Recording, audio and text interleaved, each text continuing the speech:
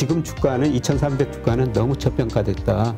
기간으로 보면은 저는 9월 정도까지는 상승률이라고 보고 있습니다. 네. 예, 경기로 보면은 내년이 제일 어려운 한 해가 될 것이다. 그러니까 경기 침체는 저는 피할 수 없다. 단지 그 정도가 문제다.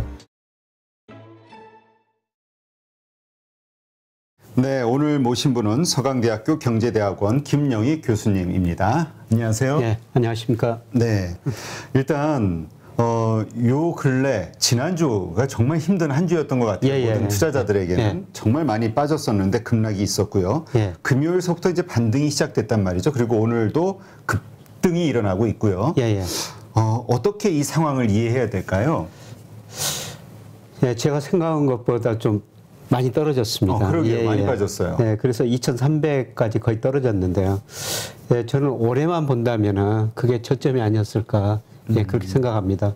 물론 경기가 지금 뭐 하강 추세로 접어들었기 때문에 여기서 추세적인 상승은 어렵습니다만은 제가 보기에 그 2,300이라는 지수는 너무 저평가되어 있거든요.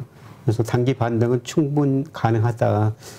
제가 그 추세를 볼 때 이 그림 하나 보시겠어요? 네. 그러니까 통계적 HP 필터라고 있고요. 추세를 그려보는데 추세에서 한 17% 정도 3,100까지 갔을 때 17%까지 벗어났거든요. 그래서 지나치게 단계에 많이 떨어졌다. 그리고 제가 일평균 수출 금액 가지고 계속 주가가 가대평가됐습니다. 이런 말씀을 드렸는데요. 사실 작년 4월 달에는 40% 정도 가대평가됐었어요. 이 그림 보시면요. 그런데 지금 기준으로 보면 6월 기준으로 보면은 이것도 거의 뭐 18% 정도 가소평가 영역에 들어섰거든요. 그래서 단기적으로 보면은 주가가 너무 많이 떨어졌다. 이러면서 박스권 지금 하단에 있고요. 앞으로 저는 3분기까지는 박스권 상단에 갈 가능성이 높다고 보고 있습니다. 물론 이제 박스권 상단이 얼마까지 올라갈 것인가. 그래서 제가 현재 이런 거 추세로 보면 한 2,750 정도가 나오거든요. 2,750. 그래서 지금 뭐 2,400 됐으니까 언제 또 2,750 가느냐. 근데 우리가 주가 지수 3,300 갔을 때 제가 2,750 말하니까 그게 무슨 소리냐.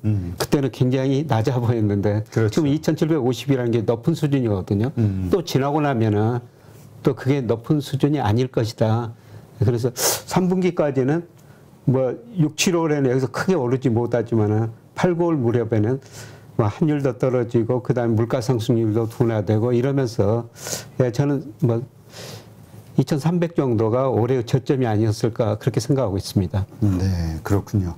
근데 이 교수님이 사용하시는 지표 상으로는 하단, 저점 하단을 그 얼마로 예상하셨었죠? 저는 한 뭐 내년까지는 2,200이라고 말씀드렸고요. 내년? 네, 올해는 한 2,400 정도 말씀드렸습니다. 그 2,400에서 한 100 정도가 더 빠진 거잖아요. 그래서 말씀하신 2,750, 그러니까 그 정도 이제 여러 가지 그 데이터를 통합했을 때 약간 마이너스 100 정도의 오차가 있었다면 상단도 어떤 그런 갭이 좀 있지 않을까 이런 생각이 얼핏 들어가지고. 그러니까 제가 예상한 것보다 하단이 낮아졌으니까 상단도 좀 낮아질 수 있어요. 그러니까 2,750 말씀드렸는데 뭐 2,750 못 갈 수도 있죠. 그런데 그 정도는 올라가야지 지금 여러 가지 경제 변수에 비해서 적정 수준 정도 될 거라는 겁니다. 네.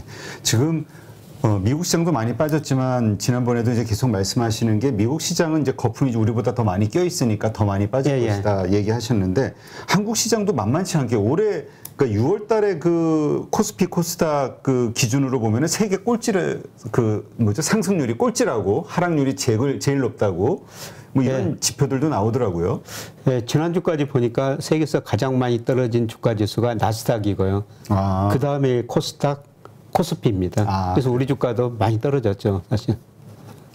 그러면 지금 우리가 지금은 그러니까 다들 걱정이 되는 거예요. 왜 떨어질 때는 계속 떨어질 것 같잖아요. 그렇습니다. 그러니까 2,400이 무너지고 그러니까 2,300이 깨지고 2,200, 2,000도 깨지는 거 아니야? 뭐 이런 얘기 하시는 분도 있고 인버스 막 들어가시는 분들이 있고 지금 시점 우리가 증시경원에 두 가지가 있잖아요. 떨어지는 칼날은 잡지 마라. 그다음에 또 하나는 공포에 살아. 지금 어떤 것을 적용해야 될 시점이라고 보세요? 그래서 기간의 문제거든요. 저는 내년 상반기에는 한 번 더 떨어지라고 보고 있습니다. 지금 저점보다 더 떨어지라고 보고 있는데요. 그런데 올 1년만 봤을 때 뭐 2,300이 저점이었을 것이다. 예, 지금은 공포에 살아. 2,300 정도 금 이야기가 더 맞을 것 같습니다. 아, 예. 그래요? 예. 네, 그렇군요. 지금 우리가 그 바닥 확인, 지금 뭐 여러 가지 그 지표들 가지고 얘기하시는 분들이 있더라고요. 예. 외국인이 사주거나 아니면 뭐 또 뭐 여러 가지 이야기들이 있는데 지금 교수님이 생각하시는 이제 2,300이 바닥일 것이다라고 얘기하셨잖아요. 예. 그 근거는 예. 어떻게 가지세요? 저는 아까 말씀드렸지만 추세에서 지금 한 거의 20% 정도 벗어났다. 저는 개인적으로 추세에서 20% 벗어나면요, 그냥 단기적으로는 주식 삽니다, 그냥. 아, 그냥. 예, 그 정도 단기적으로 많이 떨어졌다. 예, 그리고 제가 그 3분기까지는 주가가 오를 수 있다 이런 말씀을 드리는 건요. 우선 그 인플레이션율이에요. 지금 우리 그 기재부 장관이 뭐 6월에서 8월까지는 소비자 물가가 6%도 갈 수 있다 이런 이야기를 한 언론에서 이야기했다는데요. 예, 저는 물가 상승률이 6월이 고점이었다고 보고 있습니다. 그래서 그게 뭐 7월, 8월 가봐야지 알습니다만은 아마 8월 초에는 7월 물가가 발표되거든요. 6월보다 더 낮아졌을 거다 상승률이. 미국도 마찬가지라고 보고 있습니다. 그래서 우리는 8월 초에 소비자 물가 발표하고 미국은 8월 중순에 발표합니다만은 그런 지표 보면은 6월을 고점으로 물가 상승률 측면에서 피크아웃 했다. 그렇게 지금 보고 있고요. 그 다음에 두 번째 환율이 지금 얼마 전에 1,300원이 잠깐 넘었었는데요. 뭐 이 환율은 저는 우리 경제력에 비해서 과도하다고 보고 있거든요. 뭐 우리 지금 무역수지 적자는 나고 있습니다만 그래도 경상수지는 흑자 이루고 있고요. 그리고 우리 애안보유 뭐 그 정도 4천억 달러 훨씬 넘거든요. 이 정도는 좀 뭐 이기 수준은 저는 아니라고 생각하고 있고요.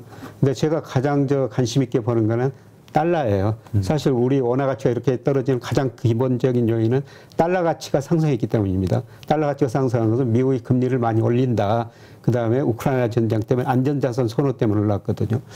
그런데 저는 미국 경제가 내년에 침체에 빠지면서 미국 10년 국채 수익률은 얼마 전에 3.47%까지 올라왔습니다만 거기가 거의 고점이 아니었을까.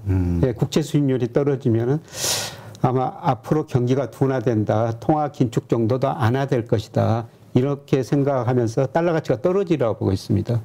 그래서 환율이 1,300원 이거는 너무 높다고 보고 있고요. 이게 갈수록 저는 시간이 갈수록 거의 1,200원대 근접할 가능성이 높다고 보고 있습니다.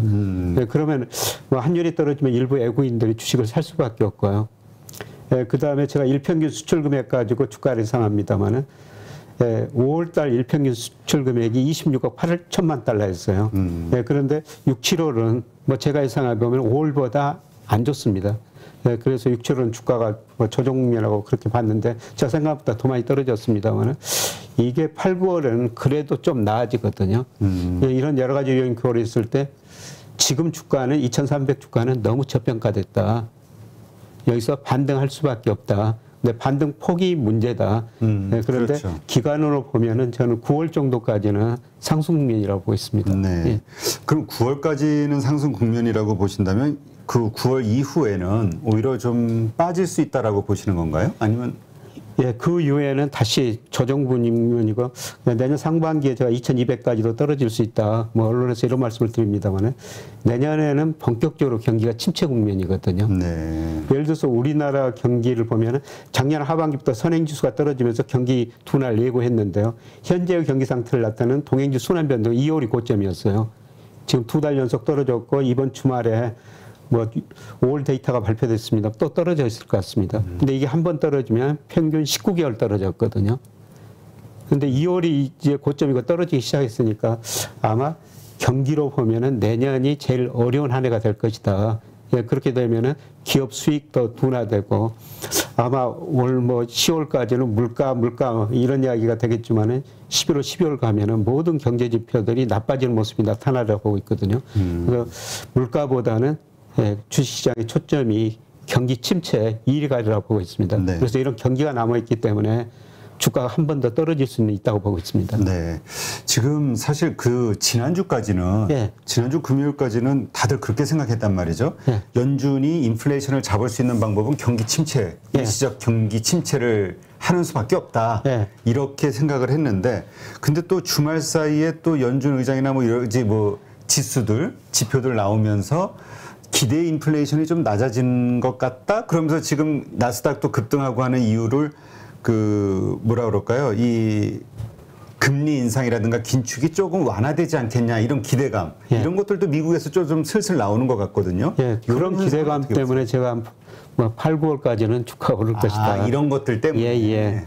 그런데 문제는 경기 침체는 저는 피할 수가 없다. 피할 수 없다. 예.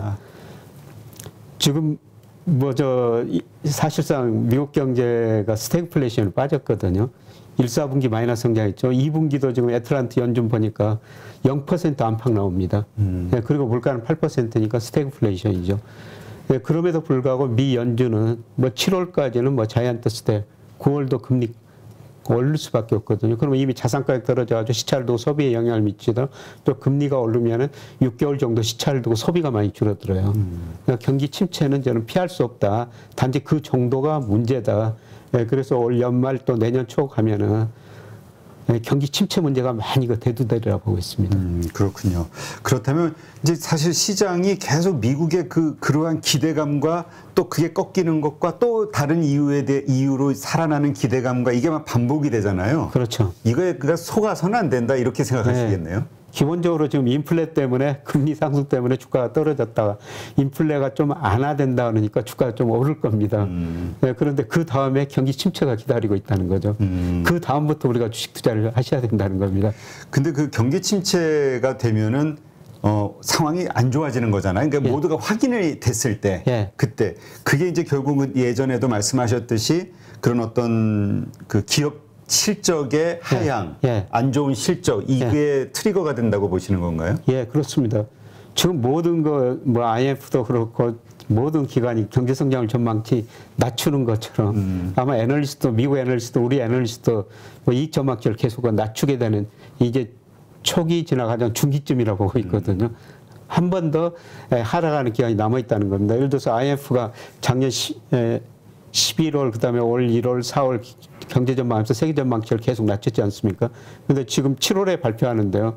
7월 전망치가 구체적으로 발표 안 됐는데 IMF 총재가 나와가지고 지금 경제 성장률 낮아질 수밖에 없다. 마찬가지로 기업 이익 증가율도 계속 낮출 수밖에 없는 상황입니다.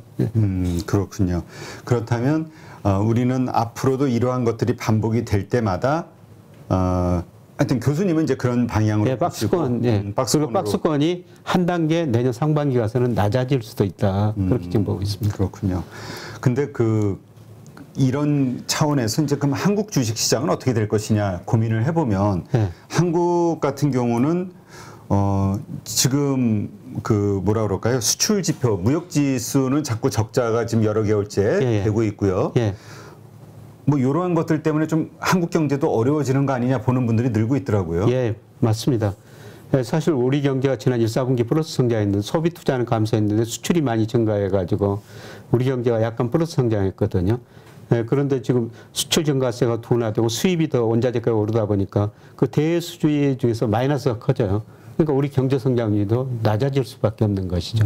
이런 것들이 지금 2,300까지 주가가 떨어지면서 저는 상당히 지금 미리서 좀 많이 반영했다 이렇게 좀 보고 있습니다. 네. 근데 사실 이렇게 시장이 빠질 때 우리가 이제 그동안 과거에는 연기금이 뭔가 지지대 역할을 해주기를 기대했었잖아요. 근데 이제 이번에는 좀 실망하신 분들이 좀 있는 것 같아요. 그리고 오히려 외국 주식을 많이 샀다. 뭐 미국 재무부가 한국의 환율이 이렇게 오르고 있는 거에 대해서 그 달러 자산을 많이 해외 투자를 했기 때문이다라고 발표까지 해버려가지고 미운 그 시선을 좀 받은 것 같거든요. 어떻게 보세요? 국민연금 자산운용 계획을 한번 보면 이 표를 한번 보시면은 국민연금이 최근에 2023년에 2027년 자산운용 계획을 발표했거든요. 수익률은 뭐 목표수는 5.4%로 우선 낮췄어요. 지난 20년 평균 수익 6.4%인데 앞으로 5.4% 낮추고요.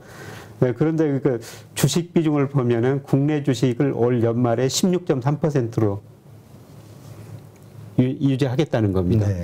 그런데 아직 제가 2월 통계까지밖에 모르니까 2월 통계까지 보니까 한 16.8% 정도 되더라고요. 아직도 높네요. 그런데 그 이후로 주가가 떨어졌으니까 아마 이것보다 16.3%가 더 낮아졌을 것 같아요. 그러면 이보다 낮아지면은 더 살 수밖에 없거든요. 그렇죠. 그래서 좀 주식을 연금이 살 것이다. 근데 문제는 내년에 그 15.9%로 더 낮춰진. 더 낮췄거든요. 네, 그러니까 국민연금이 국내 주식은 많이 살 가능성은 낮다. 해외 주식 비중이 뭐 지금 올해 27.8%인데 내년에는 30.3%, 앞으로 해외 주식 비중을 계속 더 늘리겠다는 겁니다.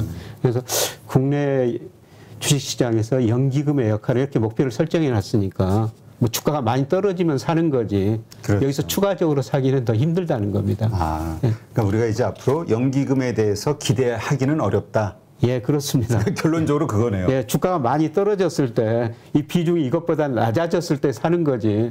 지금 비중이 16.3% 월 예상이 났으니까 2월에 16.8%였으니까 지금 그 이후로 주가가 떨어졌으니까 16% 밑으로 떨어졌을 것 같아요. 그러면 그걸 채우기 위해서 좀 사는 거지.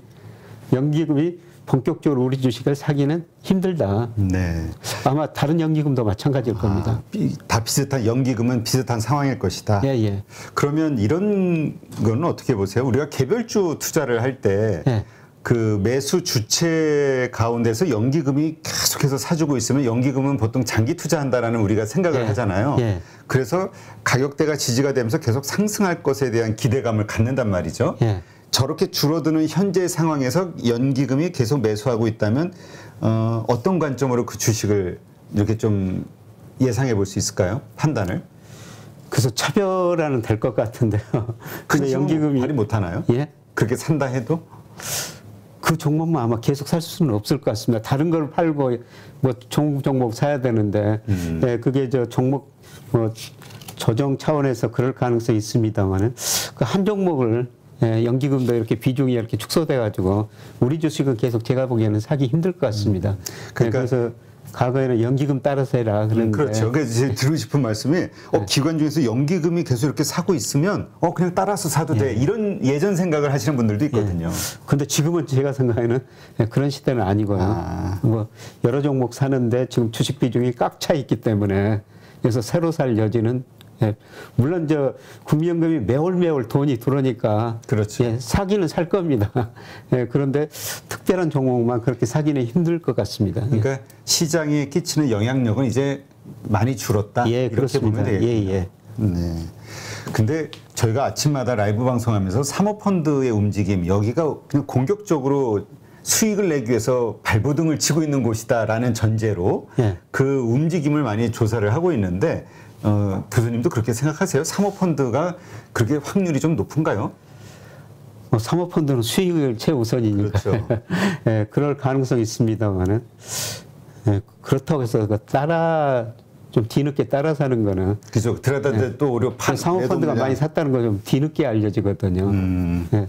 그래서 저는 뭐 주식 투자할 때 국민연금도 따라서 하지 말고 사모펀드도 따라서 하지 말고 오직 자기가 잘 아는 주식만 사시라. 잘 아는 주식. 예, 그런 말씀을 드립니다만은 뭐 그거 따라서 하는 건 좀 뒤늦게 따라서 보통 뒤늦게 발표될 것이기 때문에 제가 보기에는 바람직스럽지 않습니다. 네, 그렇군요.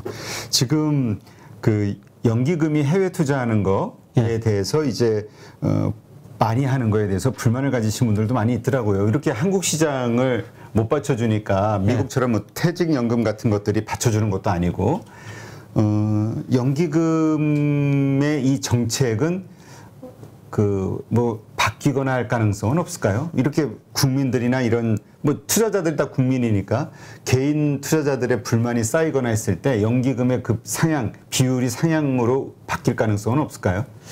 그래서 뭐 투자자들 불만이 많으면은 조금 변화는 있을 것 같습니다만은 제가 생각할 때는 지금 2027년까지 이렇게 목표치를 정해놨거든요. 이게 연기금 운용에서 설정한 것이기 때문에 쉽게 바뀌지는 않을 것 같습니다. 네. 알겠습니다. 지금 시장이 이렇게 힘들고 그다음에 그때도 교수님 말씀하셨지만 삼성전자 이럴 때 좀 사두는 게 좋지 않겠냐.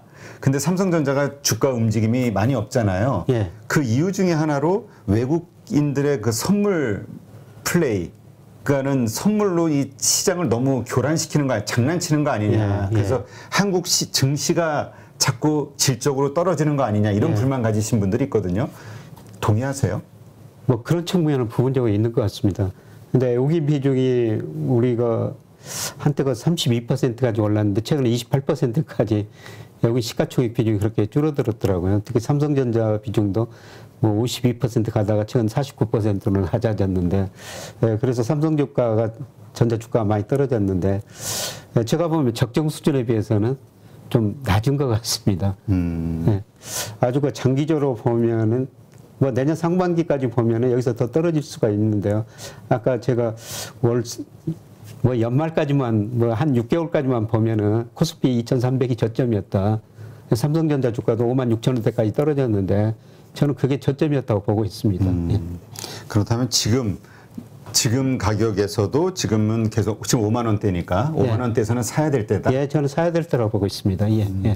근데 그런 생각 가지신 분들도 많거든요. 뭐냐면 삼성전자의 주가는 되게 안 오를 수 있다. 왜냐하면 외국인들이 계속 찍어 누르고 아니면 외국인들이 계속 매도를 하니까. 저는 외국인들이 좀 살 거라고 보고 있습니다. 3분기에는. 왜냐하면은 아까 환율이 지금 1,300원 같습니다만은 저는 연말 되면 1,200원 근처 오르라고 보고 있거든요. 달러 가치가 떨어져가지고. 그런데 그 환율, 원달러 환율하고 외국인 순매수, 누적 순매수 구해보면요. 상한기수가 굉장히 높고 환율이 떨어질 것으로 기대했을 때 외국인들이 주식을 샀거든요. 외국인들이 주식 사면 저는 삼성전자 사리라고 보고 있습니다.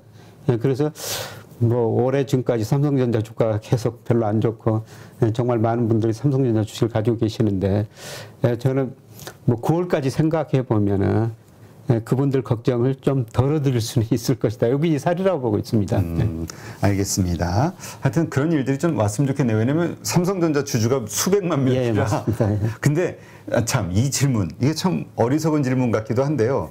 개인들이 가지고 있는 주식은 못 오른다 이런 얘기 있잖아요. 그래서 삼성전자 주주가 워낙 많다 보니까 이거 못 오라 이렇게 또 단정하시는 분도 있거든요. 어떻게 생각하세요? 많이 가지고 있으면 많이 팔아야 되니까 못 올 수가 있는데요. 근데 그 수요처만 있으면은 그동안 사실 외국인이 팔고 우리 개인들이 샀지 않습니까? 저는 팔고 가면은 외국인이 사고 우리 개인들은 삼성전자 주식을 파시리라 그렇게 보고 있습니다.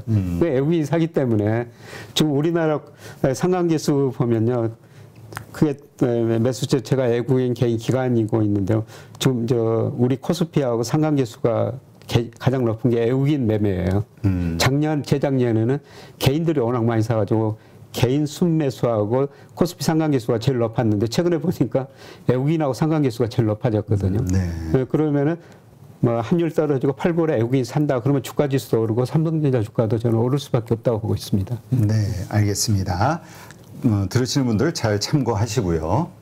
누구나 1시간 안에 200개 종목에서 좋은 종목을 고를 수 있는 그런 능력을 배양할 수 있도록 제가 도와드리려고 그렇게 하고 있습니다.